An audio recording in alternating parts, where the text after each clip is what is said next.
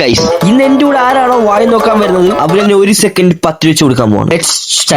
ഞാൻ പ്ലാൻ ചെയ്ത പോലെ എനിക്ക് ആരും കിട്ടിയിട്ടില്ല. സോ നമ്മുടെ ഗെയിം ഇവിടെ വെച്ച് ഉപേക്ഷിക്കാനും പറ്റും. അതുകൊണ്ട് ചേച്ചിയുടെ മോനെ ഞാൻ തൂക്കി. ഞാൻ ഫസ്റ്റ് തന്നെ ഒരു അമ്പലത്തിൽ പോകാന്ന് വിചാരിച്ചു. കാരണം ഇവിടെ എപ്പോഴും ആൾക്കാർ കൂടുതലായി.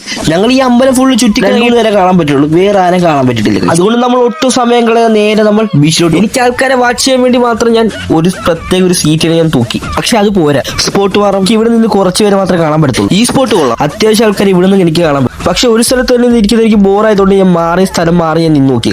ഇനി കുറച്ചു നേരം കടലിന്റെ അടുത്തേക്ക്. ഇവിടം കൊള്ളാം, ആൾക്കാർ കാണുമ്പോൾ തന്നെ ഞാനിപ്പോൾ എങ്ങോട്ട് നോക്കണം എന്നുള്ള കൺഫ്യൂഷനാണ് ഗൈസ്.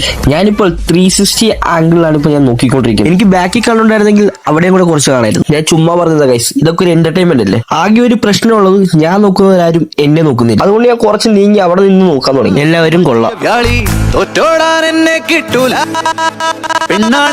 ഇന്നത്തേക്ക് മതി.